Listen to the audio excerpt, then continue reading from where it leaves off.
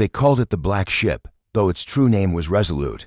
Among the drifting bones of shattered armadas, its silhouette haunted the stars like a question the galaxy dared not answer. Its hull bore no crest, no gilded figurehead, no coronet. Carved into the steel, where other great vessels announced their dynasties in banners and engraved thrones of command, this one moved like a shadow plane, unadorned, unbent, and yet, in its silence, it inspired more dread than all the empires. Golden fleets combined. It was toward this vessel, drawn by both outrage and fear, that the coalition of nobles came. Their crafts were not subtle sleek barges of polished silver and crystal, their wings adorned with the sigils of dynasties older than Earth's pyramids, their decks dripping in the wealth of worlds. Within them rode kings and dukes, empresses, and lords, their robes woven with starlight, their crowns crusted with gems from 100 conquered systems. They came not as supplicants, but as masters certain of their place, for in their minds, humanity was new to the stars, raw, untested, a people who had stumbled too quickly from their cradle into a galaxy forged by empires. To the nobles it was inevitable that Earth would kneel. The only question was, at whose feet? Thus, when the call came that humanity's greatest vessel would host a delegation, the coalition had answered. They boarded in procession, their retinues fanning like peacocks, their laughter dripping with the arrogance of inherited centuries.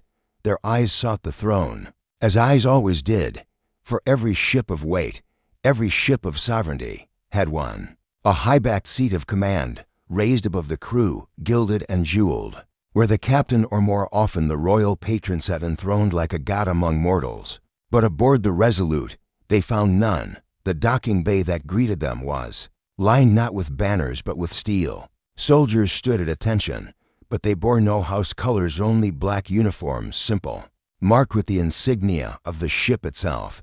There were no bowing courtiers, no heralds shouting the names of alien kings, only silence, broken by the sound of boots on iron. And at the end of the bay, waiting to greet them, was not a sovereign but a woman in a captain's coat, her face weathered by decades of service, her eyes sharp as frost. Captain Arden Holt. "Welcome aboard the Resolute," she said simply, no curtsy, no bowed head, no flourish of honorifics. Her tone was not insolent, nor submissive. It was a voice of one who knew her place, and that her place was earned, not granted. The nobles stiffened. Some sneered.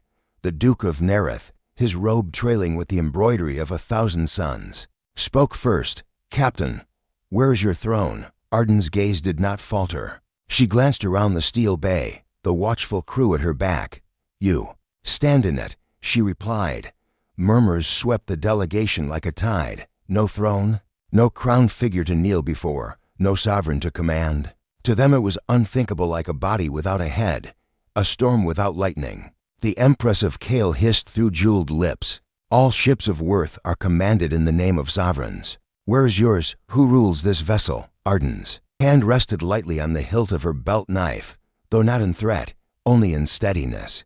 "This ship has no throne. It has no king. It has a crew and a captain, and that is enough." The words fell into the silence like a stone into deep water. The nobles shifted uncomfortably. Some laughed outright, derisive, as though the idea was a joke. But others, wiser, felt unease coil in their bellies. For in their courts, obedience was bought by fear and inheritance, not loyalty freely chosen. Crews obeyed because the crown demanded it, not because they wished to. To imagine a vessel bound not by dynastic order, but by discipline, trust, and the weight of earned command, it was alien to them, terrifyingly alien. The nobles pressed forward, their silks brushing against the plain steel walls, their eyes darting like hawks seeking weakness. "You mean to tell us," sneered Lord Saren, his voice sharp as a dagger, "that you answer to no one, that your kind thinks itself too high for crowns?" Arden's eyes met his, cool and unwavering. "We answer to one another. We answer to justice, to law, to duty. But we bow to no crown." At her words, the soldiers behind her did not cheer, nor did they stamp their boots in a show of force. They only stood taller, their silence louder than any trumpet, and the nobles, for the first time in their long, gilded lives, felt a ripple of something they could not name, not rebellion, not pride, Something deeper. It was then, as the nobles were ushered deeper into the ship, that they began to notice more. The corridors were clean, but unadorned. No murals of dynasties, no tapestries of conquest. The mess halls they passed were filled not with servants, but with crew eating shoulder to shoulder. Captains with ensigns, veterans with recruits. They spoke in low voices, sharing stories. Laughter, grief. There were scars on their faces, medals, worn with quiet dignity, and not a single bow. The delegation whispered among themselves, their jeweled fingers twitching at the absence of ceremony. For to walk unacknowledged, to pass without obeisance, was to them a humiliation. Yet the humans offered nothing but equal gazes, steady, unafraid. At last they were brought to the command deck, and here the nobles' unease became terror. For, where they expected to see a gilded throne rising above the crew, they saw only a ring of consoles, each manned by officers whose eyes were fixed on their duty. In the center stood Captain Arden, her hands resting on the railing, her gaze turned outward to the stars. "Where's your sovereign?" demanded the Empress again, her voice breaking with anger now. "Show us the one you serve, or admit your heresy against the order of all things." Arden looked to her crew, then back at the assembled nobles. She spoke softly, but her voice carried, clear as a bell through the chamber. "You are looking at them." The nobles followed her gesture. Dozens of eyes looked back at them, not bowed, not trembling, but steady, fierce, alive with something unshakable. And in that instant, the truth struck the visitors harder than any weapon. This was a ship with no throne, and therefore, it was a ship that could never be dethroned. The nobles had expected resistance in the crude form of defiance, loud protests, unpolished arrogance, the kind of childish rebellion that could be dismissed with a laugh and silenced with a lash. But what they found aboard the Resolute was something colder, heavier, a silence not born of fear, but of conviction. It pressed upon them as they moved through the ship, heavier than their jeweled crowns. They were not used to silence. In their courts, every step was preceded by drums or flutes, every word gilded in ceremony, every gaze lowered in deference. Even the air bent itself to flatter them, perfumed and warm. But here, on this vessel of iron, there was only the hum of engines and the measured footfalls of a crew who did not care to bow. The Empress of Kale drew her silks close to her shoulders, as though the steel walls themselves mocked her station. Beside her, the Duke of Nerith muttered curses in his tongue, his jeweled fingers twitching with the urge to strike a sailor who dared brush past him, without kneeling. Yet each time their indignation rose, it was smothered by the steady presence of Captain Arden Holt, who walked before them like a blade sheathed in flesh, sharp, restrained, undeniable. In the command hall, the nobles found what they thought was their final proof of barbarity: no throne, no elevated days, no seat of power gleaming like a sun to remind all who ruled. Only stations, rings of officers bent over their work, star charts projected against the dark, their captain pacing, not above but among them. It was intolerable. "This is an insult," spat Lord Saren, his voice cracking like glass. His crown of interwoven platinum strands shimmered in the starlight that poured through the viewport. "A vessel without a throne is a beast without a spine. Who among you commands? Who among you bears the weight of destiny?" Captain Arden's hands rested against the railing, her eyes calm, fixed on the stars sliding past. "There is no throne, because we do not need one. I command because I was chosen. My officers serve because they have earned it. No one here bends to bloodline or coronet." The words stung. For the nobles, the crown was more than metal. It was an inheritance, an anchor of order. Without it, what remained? To them, humanity's vessel was a void, a thing unmoored from the traditions that had ruled the galaxy for millennia. "Order requires hierarchy," the Empress said, her voice cutting like ice. "Without a throne, your crew are nothing but rabble, bound to betray you the moment their pride outweighs their obedience. This ship is a farce, a stage play with no monarch to script it." Arden turned at last, her gaze sweeping across the gathered lords and ladies. Her hair was streaked with gray, her face lined with the etchings of storms weathered, battles fought. "No, this ship is not a farce. It is a promise that each here is worth the steel they carry, worth the trust given them. No crown could Command the loyalty I see in their eyes." The crew, overhearing, did not speak, did not cheer, but their silence deepened into something tangible, as though the very air grew denser with conviction. The nobles shifted beneath it, feeling for the first time the weight of an invisible power that made their crowns seem suddenly light, almost flimsy. The Justicar of Vera, a stooped old noble whose silver circlet seemed too heavy for his frail head, leaned on his staff and spoke in a rasp. "You speak as if crowns are illusions, but they are what holds the galaxy together. The thrones keep us from tearing each other apart. Without them, there's only chaos." Arden's reply was softer now, though no less firm.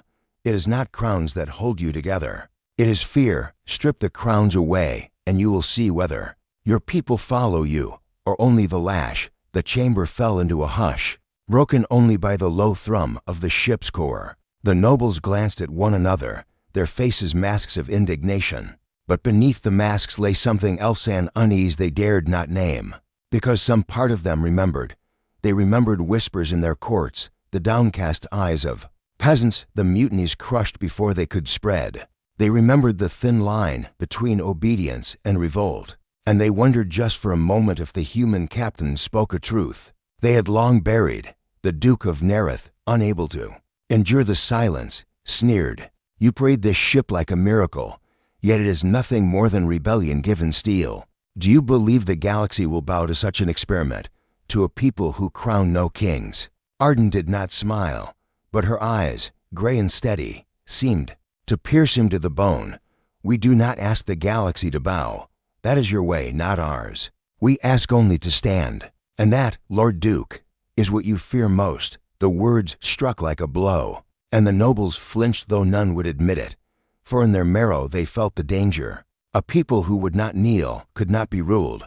A ship without a throne could not be dethroned. In that moment, as stars wheeled silently beyond the viewport, the nobles of half a dozen dynasties understood the weight of their crowns as they never had before. They were not anchors, they were chains, and aboard the Resolute, those chains meant nothing. The galaxy had always believed crowns to be eternal, but here, on this plain iron deck, the nobles glimpsed the unthinkable, a future where crowns were ash, and still the people stood. The nobles did not sleep easily that first night aboard the Resolute, in their private quarters, chambers that seemed austere to their tastes. All steel and function, they whispered and schemed. They compared notes on the captain's insolence, on the crew's strange quiet power, and most of all, on the absence of a throne. To them it was still unthinkable, like a universe with no stars. Yet unease gnawed at them like a worm through fruit, for though they mocked the ship's simplicity, they had seen the crew's eyes, eyes that did not flicker away in fear or bend down in submission, eyes steady as planets, fixed upon a loyalty, not to crowns, but to one another. And unease soon turned to contempt. The nobles were determined to prove the humans wrong, to expose the fragility of this so-called loyalty, and reveal the folly of a people without thrones. It was Lord Saren who suggested the test, a man of sharp tongue and sharper cruelty. He carried the arrogance of one who had never been denied. To him, the loyalty of humans was only a mask, and every mask could be torn away. "Let them be tested," he said to the others, his jeweled fingers coiling like serpents round his wineglass. "Let us see whether their obedience survives temptation. If their loyalty is truly to one another, then one push will shatter it." The others agreed, though in their hearts they feared, not that the humans would fail, but that they might not. And so the next day, as the Resolute drifted in calm orbit above a barren moon, the nobles staged their trial. It began with a command. The Empress of Kale summoned a young ensign, a boy hardly 20, his black uniform still stiff with newness. His name was Callan, though they never cared to ask. Before the assembled nobles, she lifted from her wrist a bracelet of shimmering crystal, a token worth more than a dozen lifetimes of his pay. She held it out and spoke in her cold, silver voice. "Kneel," she said. "Kneel before me, and this is yours. No one will know, no shame, no punishment, only reward for obedience to blood greater than yours." The boy's face went pale, his hands trembling. He looked at the bracelet, at the nobles' cruel smiles, at the expectant gaze of his own captain standing in silence at the back of the chamber. The moment stretched. The nobles leaned forward, confident, for who could resist? Who could deny the instinct to kneel, to submit, to seize such a prize? They had seen it 1,000 times in their court servants collapsing to the floor, lords, debasing themselves for gifts, entire peoples bent into chains for less than this. But Callan did not kneel. He lifted his chin, his voice trembling yet firm. I serve my ship, I serve my captain, not you. The chamber fell into silence. The nobles' laughter faltered, their sneers stiffened into masks. The Empress's hand froze in the air, the bracelet glittering like a shard of broken light. And Captain Arden's eyes, gray as winter seas, did not waver from her ensign. Lord Saren snarled. It was a trick, nothing more. Let us see how deep their loyalty runs. He motioned, and guards brought forward a blade, its edge humming with power. They laid it upon the table, its tip pointed toward the boy. Strike your captain. Saren commanded. Strike her once, draw but a drop of her blood, and we will make you a prince, lands, wealth. Servant Saul will be yours. The boy's throat tightened, fear choking him. His eyes flicked to the blade, then to Arden, who stood calm, unflinching. As though daring him to choose, the nobles leaned in, their hunger naked, their crowns glinting like predators' eyes. Callan stepped forward. He took the blade. For a moment the chamber brimmed with anticipation, the nobles already tasting their victory. Then, in one swift motion, Callan turned the blade and drove its tip into the floor, at Arden's feet, sinking it deep into the steel. Deck, his voice rang out, louder than it had ever been. I would sooner strike myself than betray my captain. The silence that followed was thunderous. The nobles recoiled as though struck, their jeweled hands tightening upon their robes. Some muttered curses, others hissed about insolence. But beneath their outrage was something else, something colder. Fear. They had seen loyalty before, yes, but never like this. Never loyalty unpurchased, unforced, unbound by crown or lash. This was a loyalty freely chosen, strong enough to defy temptation, strong enough to spit in the face of crowns. Captain Arden bent, only enough to touch the hilt of the buried blade, her hand brushing the steel for a single moment. She did not praise the boy. She did not need to. Her silence was the highest honor he could receive. The nobles left the chamber shaken. Some clung tighter to their crowns, muttering that this was trickery, theater, nothing more. But others, quieter, felt the weight of their coronets heavier than before, for they had seen what it meant to follow not a throne, but a person, and deep within, where their pride could not shield them, they knew a ship with no throne might be stronger than all their thrones combined. The test of loyalty had left the nobles unsettled, their jeweled pride shaken, their voices clipped and brittle. They told themselves it had been a trick, a performance staged for their benefit. And yet, when they looked upon the young ensign, Callan, standing tall though his hands still trembled, they could not dismiss the truth. But their doubts had little time to fester. The Resolute was not a vessel built for pageantry. It was a ship of war, and war has a way of finding those who carry it in their bones. The warning claxons began low, a distant hum like the growl of some great beast. Then they rose into piercing alarm, echoing through the steel corridors, drowning conversation. The air itself seemed to tighten on the command deck. Captain Arden's voice cut through the chaos, sharp as a blade. Contacts. 12 ships, vector rising from the lunar shadow. The stars beyond the viewing pane fractured into motion. Dark silhouettes sliding free of the moon's curve. Warships bristling with weapons, their hulls burning with imperial heraldry. The nobles staggered as the ship thrummed beneath them, the deck vibrating with the power of shields charging, cannons priming. Their faces paled, but they would not dare, Lord Saren whispered. Yet the truth was clear.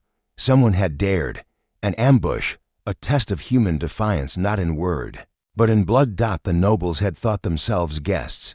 In that moment, they understood they were hostages of circumstance. Arden rose from her command chair, cloak brushing the steel, her presence commanding the deck. She did not flinch, did not look to the nobles for guidance. Her gaze locked on her officers. All hands, she ordered. Battle stations. It was as though the ship itself inhaled. Men and women moved in flawless rhythm, their motions neither frantic nor fearful. Fingers flew across consoles, cannons came alive with hums of power. Gunners strapped themselves into harnesses. The nobles, accustomed to command wrapped in ritual, expected hesitation, panic, the glances of servants begging their lords for approval. Instead, they saw a crew that required no crown, no gilded hand to guide them. They moved as one body, each motion a heartbeat, each voice part of a singular will. The first volley struck.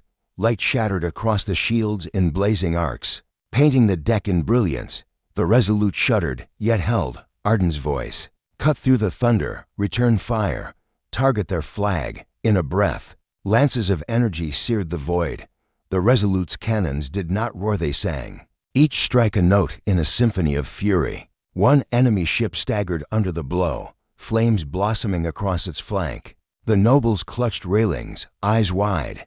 The Empress of Kale, draped in silks that seemed absurd beneath red battle light, whispered, "They fight like zealots." Without hesitation, "No," murmured another, voice tight.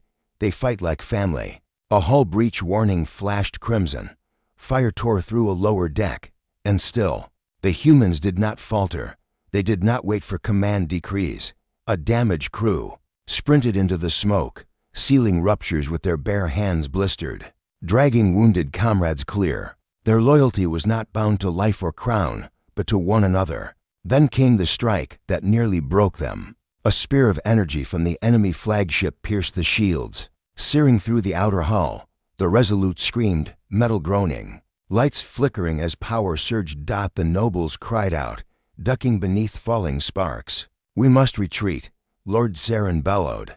His crown slipped from his brow, clattering across the deck. None stooped to pick it up. Arden did not move. Her voice, low and steady, anchored them all. "Hold the line, engines full burn. We don't break, we burn brighter." Her words were not command alone, they were conviction. And her crew answered with fire. Callan, the young ensign, was thrown against his console, blood streaking his temple. Yet his hands never left the controls. He fought through pain, his voice carrying coordinates to the gunners. Officers shouted, not in fear but in unison, each call echoing the other, a chorus of survival and defiance. And then came the moment that seared itself into memory. A torpedo, glowing with annihilation, streaked toward the Resolute. It would tear the ship in two. The nobles screamed, some falling to their knees, others clutching their crowns as though metal could save them. But a human pilot cut across the void in a fighter craft, intercepting the torpedo head-on. A flare of light engulfed the stars, his ship shredded to nothing, his name lost in fire. He had not hesitated. He had not sought reward. He had chosen only to protect. The Resolute survived the blast, shields collapsing, but hull intact. And in that silence after the explosion, even the nobles could not breathe.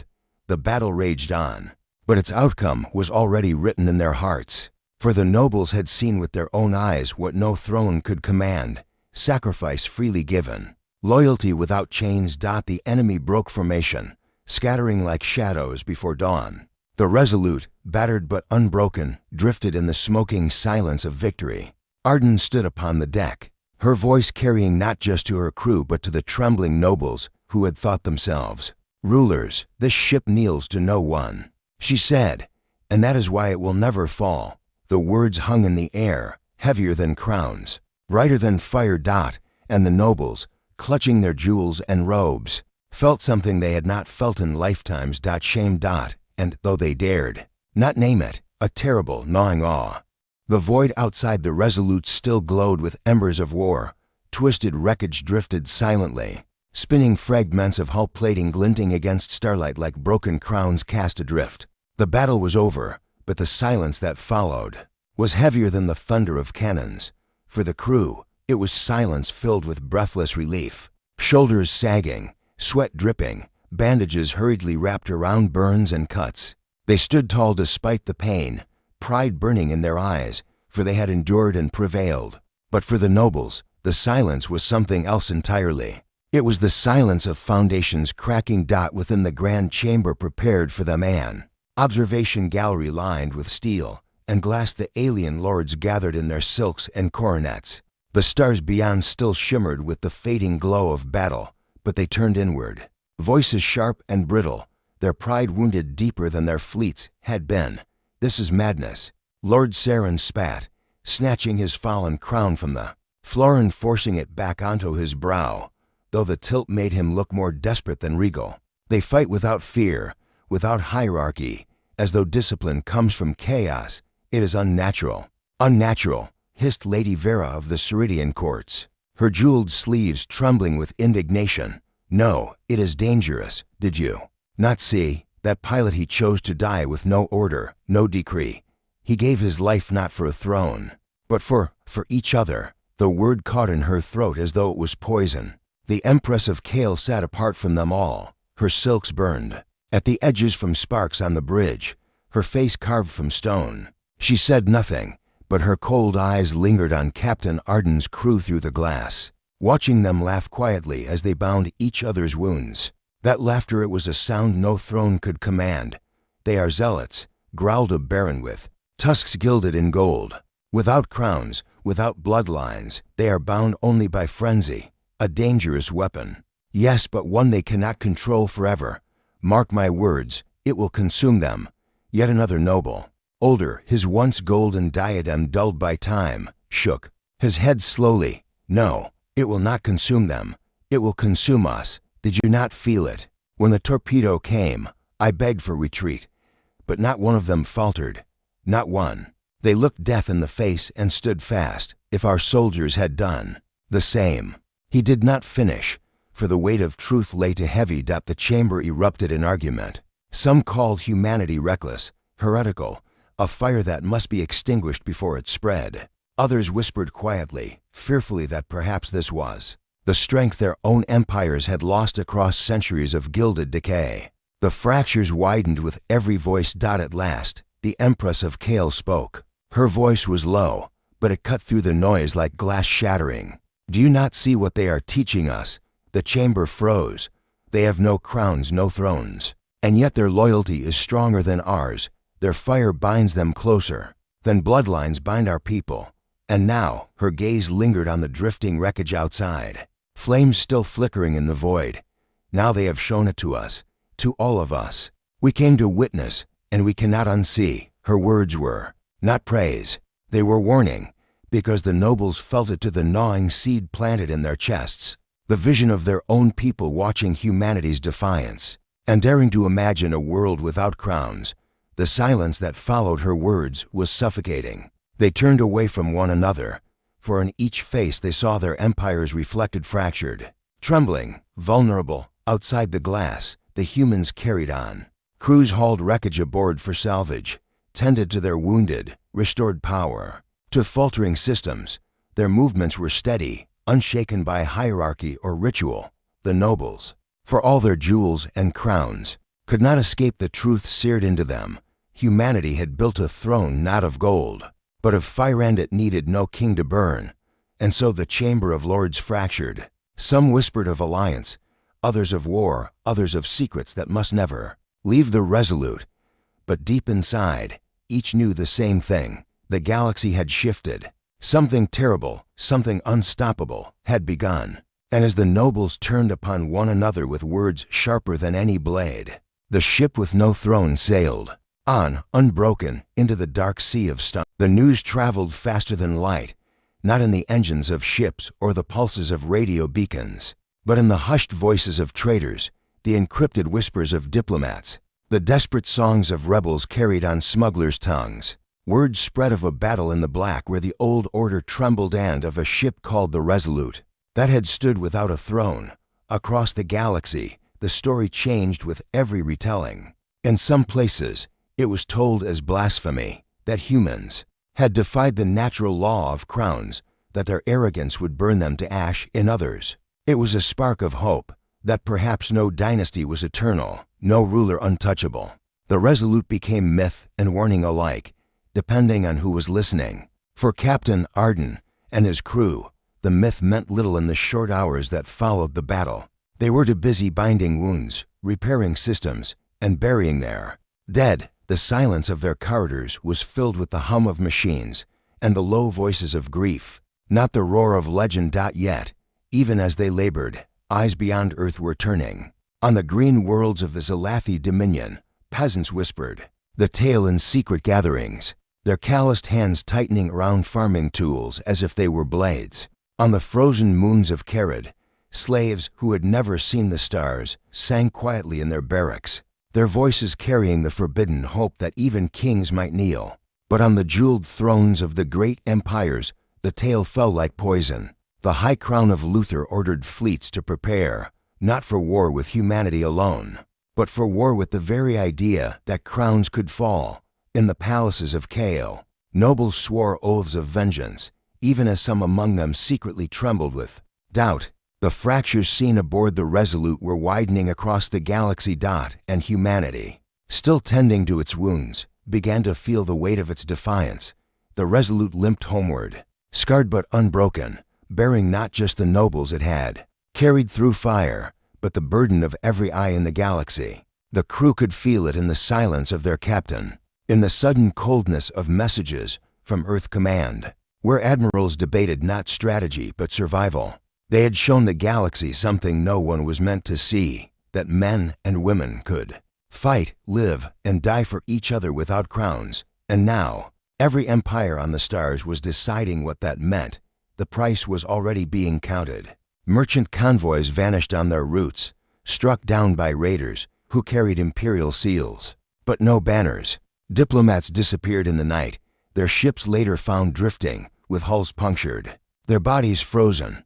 Human colonies on the rim found themselves encircled, their skies darkened by warships that lingered just out of range, silent and waiting. The nobility could not strike Earth openly, not yet, but their vengeance was in motion.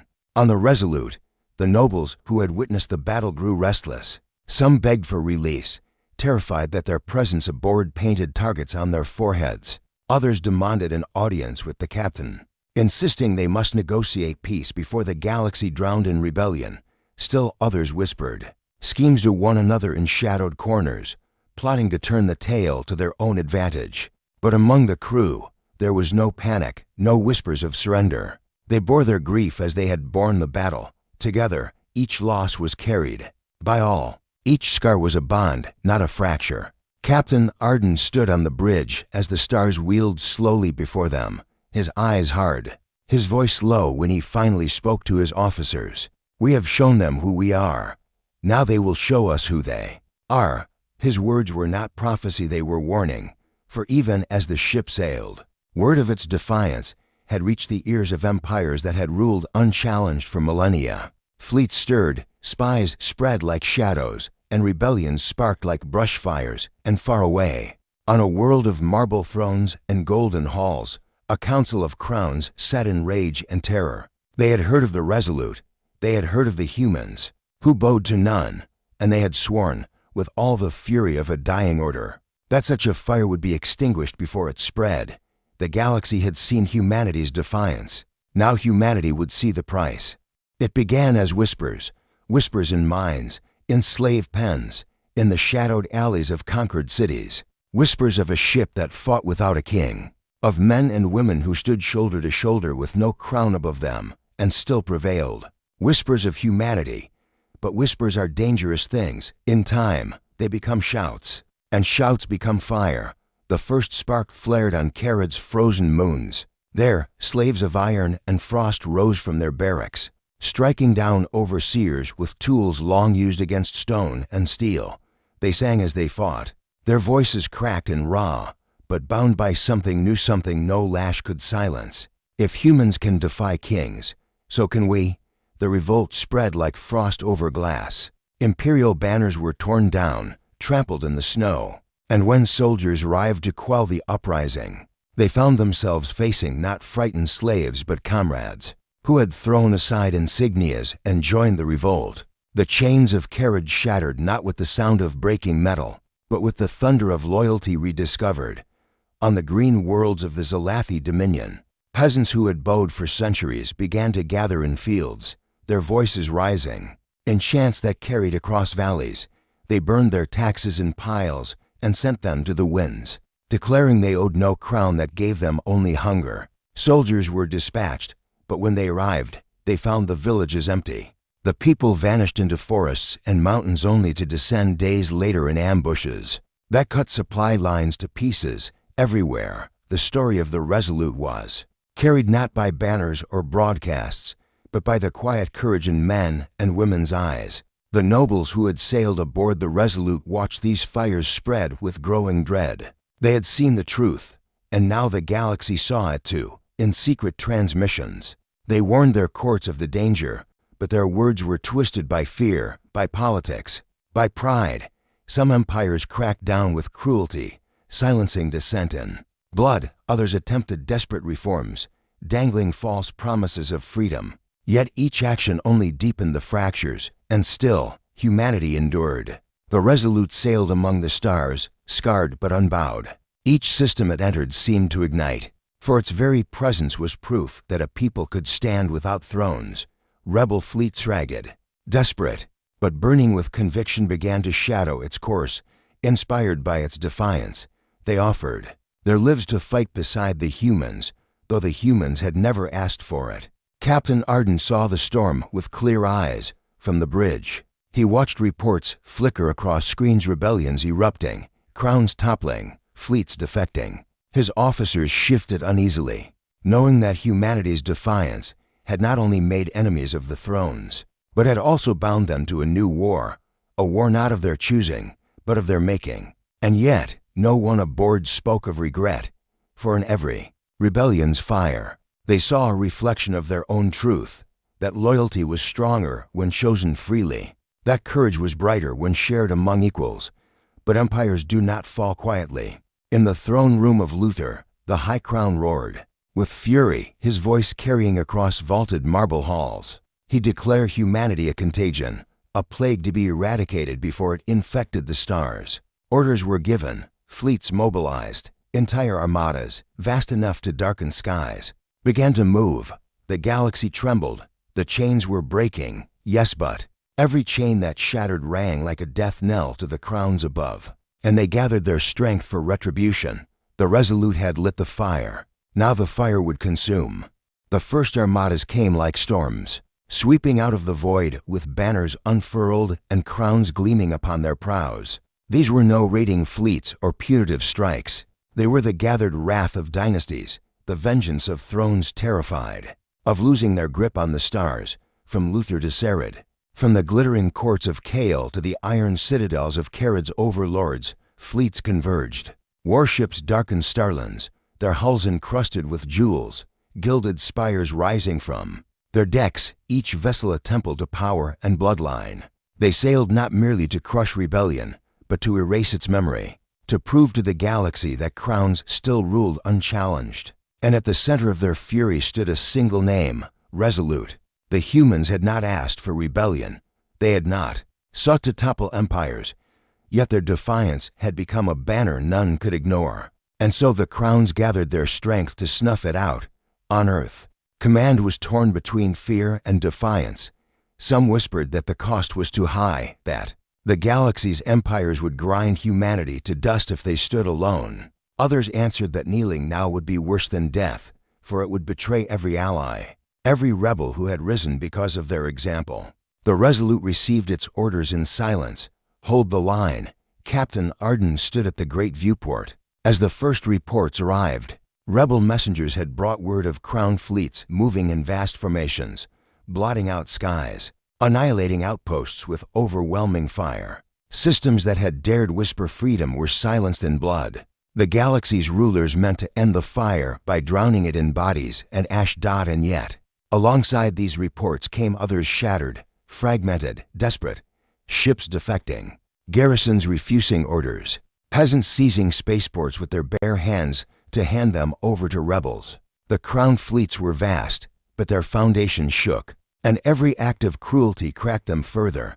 Still, the storm was coming. When the Resolute reached the edge of the Ceridian expanse, the crew beheld it, an armada stretching from horizon to horizon, thousands of ships arrayed in perfect, glittering ranks, their banners flowing like rivers of silk in the void. The nobles aboard the same who had once demanded deference now stood pale and silent, their jeweled robes trembling, as they gazed upon the fleets of their own people. For the first time, they realized what humanity had truly unleashed, a war not of borders, but of belief. On the bridge, Arden's officers spoke in low, steady tones. They were outnumbered 100-1. Every sensor told them the truth. The crowned fleets could crush them utterly.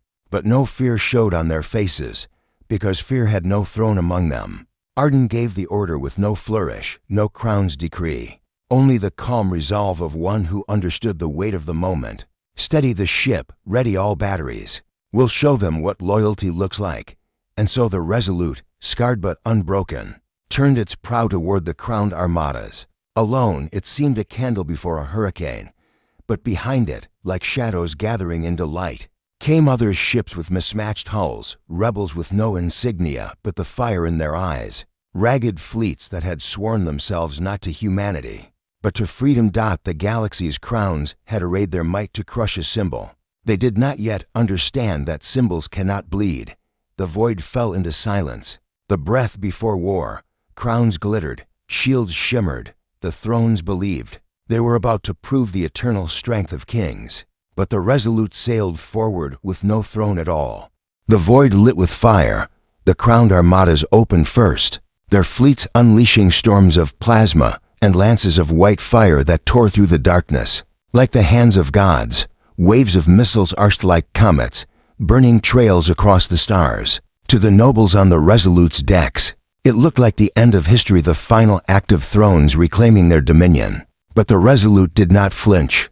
Her hull shook as the first barrage struck shields, blue fire arcing across her plating. Sparks rained inside her corridors, crew stumbling but never breaking stride. Men and women at consoles worked in perfect rhythm, not out of fear of a king's wrath, but out of trust in one another. Return fire, Captain Arden said. No flourish, no ceremonial command, only the steady weight of belief. The Resolute's cannons roared. Bolts of searing energy lanced outward, cutting into the immaculate formations of the crowned fleets. Where their armadas gleamed with gold and silver, humanity answered with raw steel and flame. Then came the rebels, from shadowed corners of the void. Ragged ships ignited their drives and charged. Some bore scars of centuries of oppression patchwork, hulls, rusted plating, weapons salvaged from a dozen wars, but they came nonetheless. They came not for conquest, but for vengeance, for hope, for the promise that a world without thrones was worth dying for. The galaxy had never seen such a battle. Jeweled battleships shattered under barrages from rusted freighters converted into war machines. Gold-encrusted flagships erupted in blossoms of fire as peasants and stolen fighters drove themselves like daggers into their hulls. Crowns gleamed in the void, only to burn like torches as ships bearing their crests broke apart. On the Resolute, nobles who once sneered now trembled. They saw their dynasties bleeding out among the stars. They watched symbols of their eternal rule reduced to slag and smoke, their armadas crumbling under the fury of the unbowed. One noble collapsed to his knees, whispering that the galaxy had gone mad. Another pressed against the glass, weeping, as her family's flagship bloomed into fire. For the first time, the great thrones understood the truth. Crowns were not divine, they were fragile, breakable things, and their fall was a spectacle the stars themselves bore witness to.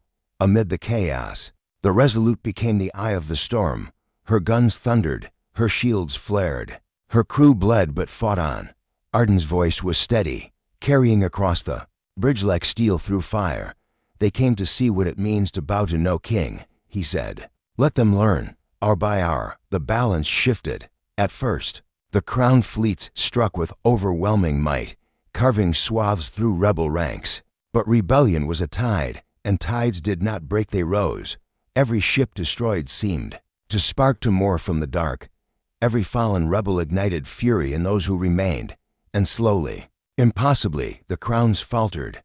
A gilded dreadnought cracked in half, its jeweled spire torn away by volleys from a swarm of human destroyers. Another flagship detonated in silence, scattering molten fragments of its golden hull into the abyss.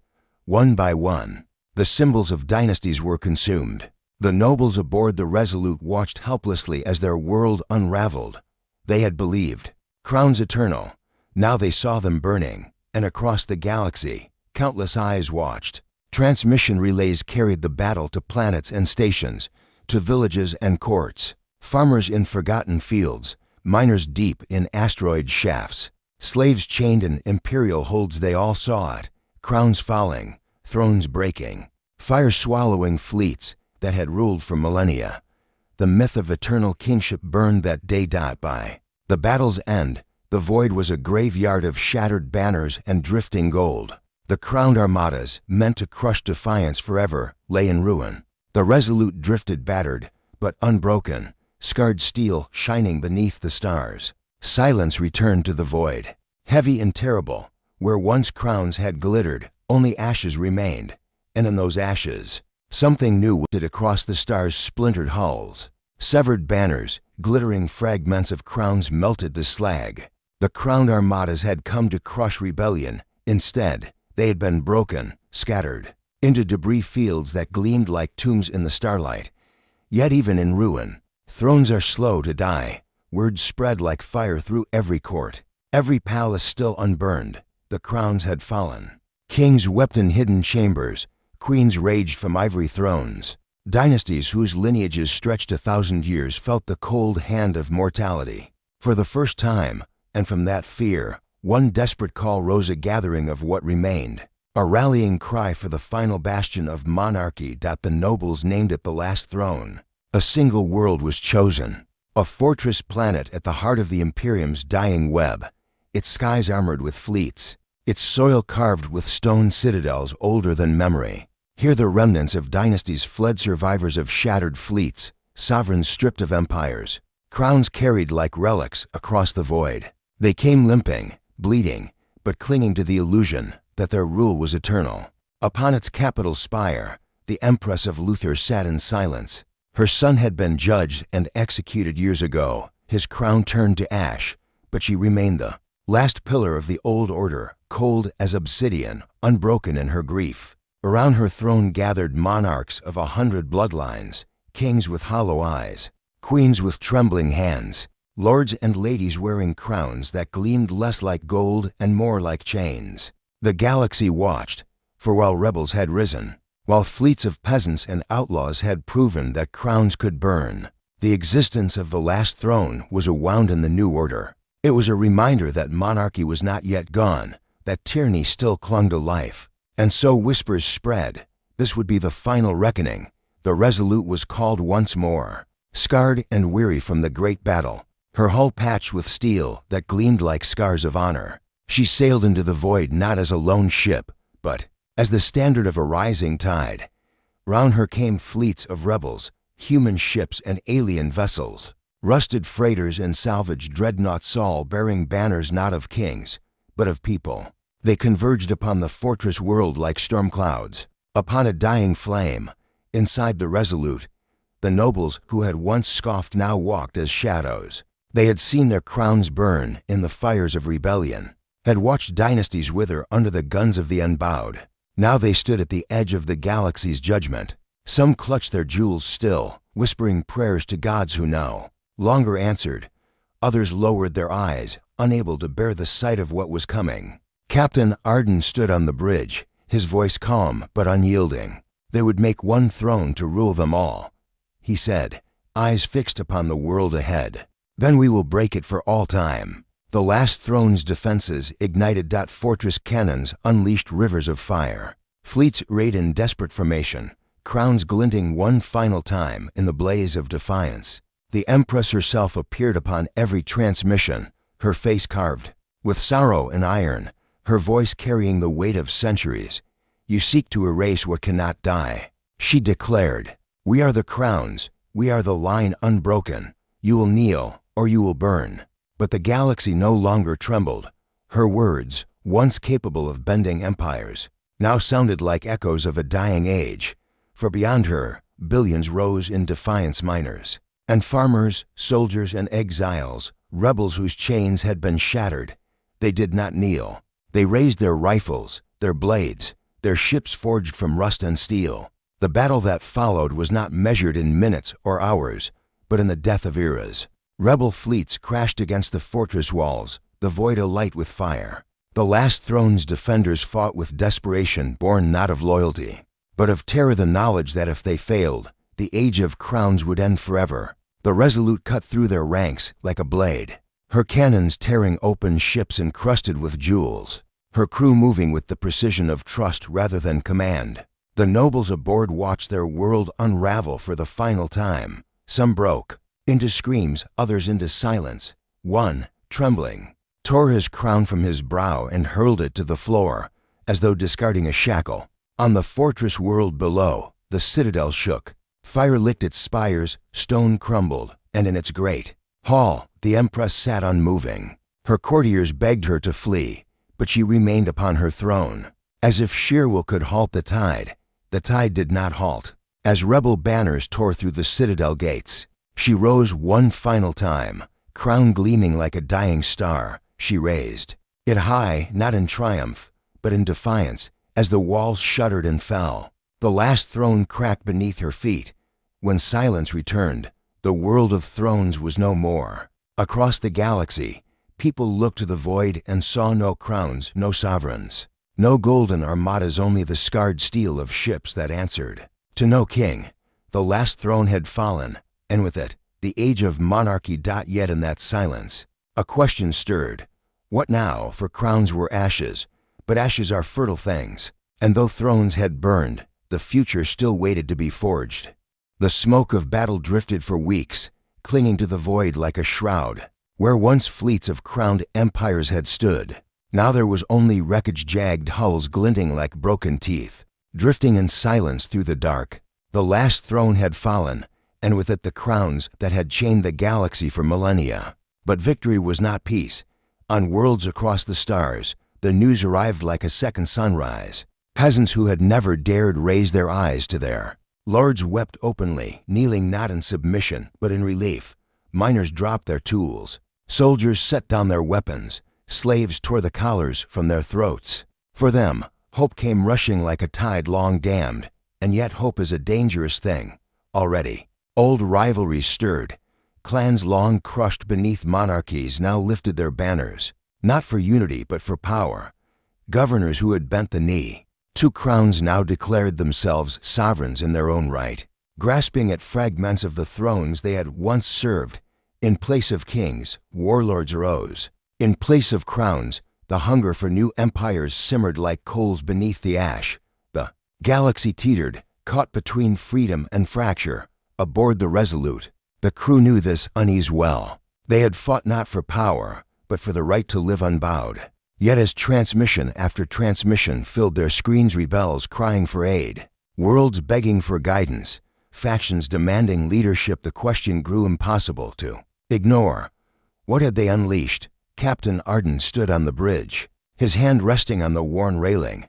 The stars glimmered beyond the viewport, unblinking, eternal. Around him, his officers watched in silence, each bearing the same unspoken thought. In striking down crowns, had they only invited new tyrannies to rise? The nobles who had once mocked them were gone, some fled, others dead. A few changed into allies, who now walked among the crew not as masters, but as equals. Their jewels and silks had been abandoned, traded for plain cloth and tired eyes. They no longer spoke of thrones. Instead, they asked questions of duty, of justice, of survival. In the council chamber of the Resolute, voices rose and fell like waves. Some argued for a new order, a federation of free peoples, a shield against the return of crowns. Others warned that to forge such unity would be to become the very thing. They had destroyed an empire by another name. The galaxy outside waited for their answer. On the burned husk of the last throne's world, survivors picked through ruins. Children played among shattered statues of monarchs, their laughter echoing where once courtiers had whispered.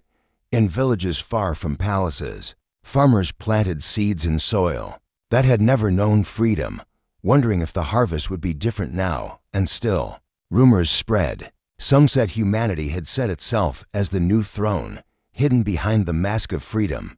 Others claimed the Resolute was not a ship at all, but a seed of destiny that it carried not weapons, but a creed strong enough to reshape galaxies.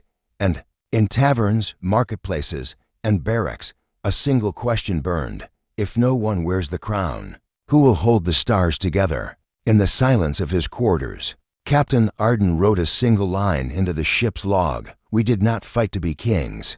We fought so that no man, no woman, no child would ever again bow by birthright. If thrones must rise, let them rise only by choice, and if crowns must exist, let them be crowns of ash, reminders of what we will never again endure. The log closed, the stars stretched before them, endless, unclaimed. The Resolute turned toward the dark, its engines glowing like embers against the void. The galaxy was watching, still broken, unsteady, but breathing freer than it had in 1,000 years. Whether that freedom would bloom or wither, no one could yet say. But in the silence between stars, one truth remained. The age of crowns was over, and whatever dawn awaited beyond the ash, it would be born not from thrones, but from the will of those who refused to kneel,